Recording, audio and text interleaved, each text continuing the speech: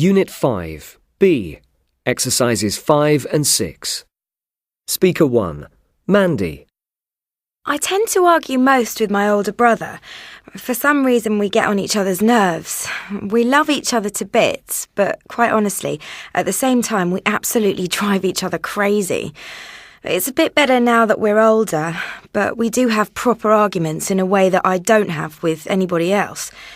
No doubt it's because we're very close in age. There's only a year between us. And when we were younger, we were probably vying for our parents' attention most of the time. We're also quite different, which can cause a bit of friction as well. Surprisingly enough, with my little brother, I don't argue at all with him. He's 3 years younger than me, and I think that the age gap is probably big enough. We generally get on very well. My brothers and my dad argue a bit, though. I think it's because they're all male. All that testosterone. They're all into sport, and there can be quite a few fiery discussions about football and stuff around the dinner table, which can sometimes degenerate into a family argument. My mum, thank goodness, she doesn't argue with anybody. She's quite easygoing and laughs at the rest of us. Don't blame her.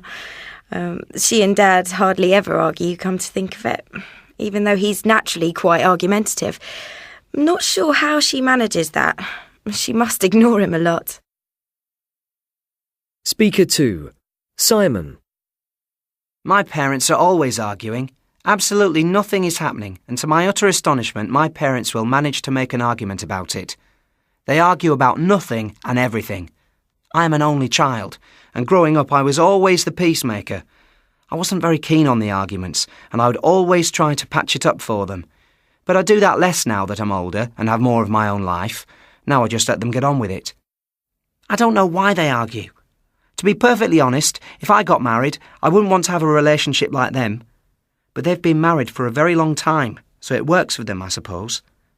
They do know how to say sorry, so no doubt that helps a lot. Oddly enough, I realise that growing up in a noisy and argumentative household has made me a stronger person. When I'm in a confrontational situation, I'm not intimidated, and I know a lot of my friends are when somebody shouts at them. They get scared and run away, but I don't. I'm quite able to stand my ground. Don't know if that's a good thing or a bad thing. Come to think of it, my parents don't argue much with me at all. They're quite calm and discuss things with me. As an only child, I've always been quite responsible, so I get a lot of freedom anyway, thank goodness. Or I'd definitely argue with them about that. Speaker 3, Tina. Families are funny things. I mean, you don't choose your family members, do you? It's not like your friends. You can choose them, fortunately. But with your family, you're just put in a house with them, and you've got to put up with their everyday habits, their annoying traits. So there are bound to be lots of reasons to argue. And in many ways, you're all very similar. Quite frankly, that's one of the things that is very hard to take.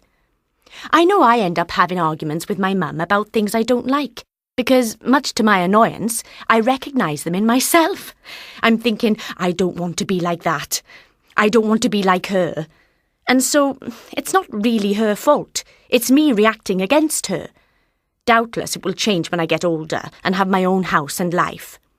Perhaps our being alike won't be a cause for conflict then. Perhaps we'll get on better because we are so alike.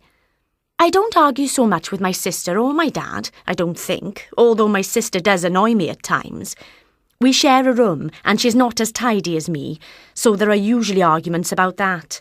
And she wants to listen to music when I want peace and quiet to study, that sort of thing. My mum usually sorts things out between us. She's very fair about things like that.